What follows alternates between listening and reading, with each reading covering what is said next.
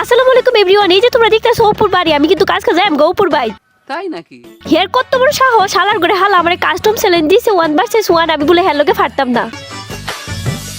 এই let's go 2-300 বাজেটে যদি ম্যাগি খেতে চান নিয়ে যাবেন, তাতে ঝুমার মতো ম্যাগি পেয়ে যাবেন। ম্যাগি ম্যাগি ঝুমার মতো ম্যাগি 300 টাকায় পেয়ে যাবেন তার মতো ম্যাগি।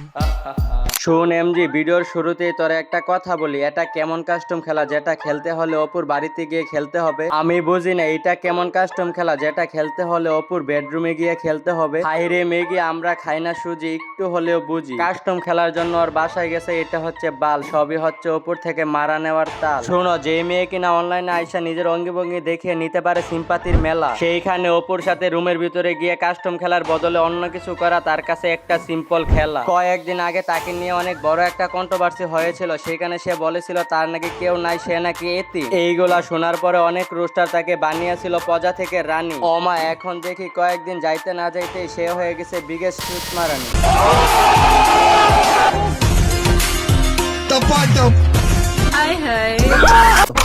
সো হে গেস, আসসালামু আলাইকুম, it's me Sam and welcome back to ছোট্ট চ্যানেল। তো কি অবস্থা সবার, কেমন আছো তোমরা সবাই? আজকের ঘটনা কি? দৌড়মিয়া কি কয়, এখনো বুঝো না আজকের ঘটনা কি? তাহলে শোনো, আজকের ভিডিওতে থাকছে এমন একজন ইন্টারন্যাশনাল কাস্টম প্লেয়ার যে কিনা সবার সাথে রুমের ভিতরে আনলিমিটেড কাস্টম খেলে বেড়ায়। না মানে আপা, এখন যদি কষ্ট করে আপনি আমাদের বলতেন কি করলে আপনার সাথে আমরাও খেলতে পারবো, তাহলে আমি সহ আমার অডিয়েন্স একদম হয়ে যেতাম ক্লিয়ার। এত কথা ভালো লাগে না। যদি কাজ করতে চান অডিও কলে 300, ভিডিও কলে 500 একদম।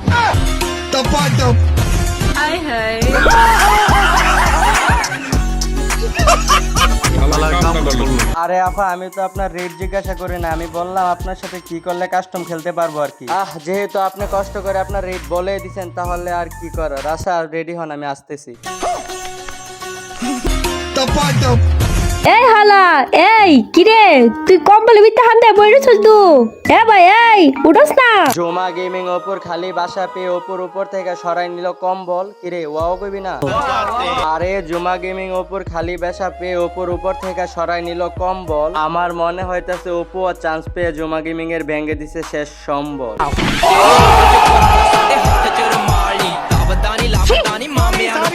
কিরে জমা, তুই বলে সবারই দিস তোমা? এখনো তোরা যারা বলি মেয়েটা এতিম হওয়ার পরও তুমি কেন ভিডিওতে এত গালাগালি করলা? তাহলে শুন, তোর আম্মা যদি এতই ভালো হয় তাহলে সোশ্যাল মিডিয়াতে এসে এইসব ভিডিও বানানো লাগে কেন? সে নিজেই তো বলেছিল তার নাকি বাবা নাই, সে নাকি বাইরের হোটেলে বসে বসে খায়। তার যেহেতু বাবা নাই, তাহলে তো সে আগের থেকে 100 গুণ ভালো হয়ে চলার কথা। এখন সে যদি এতই ভালো করে মেয়ে হয় তাহলে সোশ্যাল মিডিয়াতে এসে এইসব করে কেমনে? এইগুলা তোদের মাথায় ধরে না? যেহেতু তার বাবা নাই, সেই চিন্তা করে হয়তো ভাইয়ের সম্মান রক্ষার্থে হয়তো এইগুলা ছেড়ে দেওয়ার কথা। হ্যাঁ মানলাম আমি, সে একজন কন্টেন্ট ক্রিয়েটর, সে কন্টেন্ট বানাবে, সে ভিডিও বানাবে, তাই বলে কি এরকম সেসলালেস কন্টেন্ট? বাইরে ভাই, বিশ্বাস করো জুমা গেমিং এর এই কন্টেন্টটা দেখার সময় আমার মনে হচ্ছিল আমি ক্রোম ব্রাউজারে এরকম কোনো ভিডিও দেখতেছি। দেন তারপরে মোবাইল থেকে সব ক্লিয়ার করে আবার ইউটিউবে ঢুকলাম, তারপরে বুঝতে পারলাম এটা হচ্ছে আমাদের সদ্য বড় আফা জুমা গেমিং এর কন্টেন্ট। তো কলিজার ভাইগুলো, আজকের ভিডিওটা এই পর্যন্তই। কারেন্টের দুজনে ঠিকঠাক ভাবে ভিডিওটাও মেক করতে পারতেছি না। কারেন্ট 2 মিনিটে শান্তি দিতে আসে 2 ঘন্টার অশান্তি দিয়ে চলে যায়। হ্যাঁ,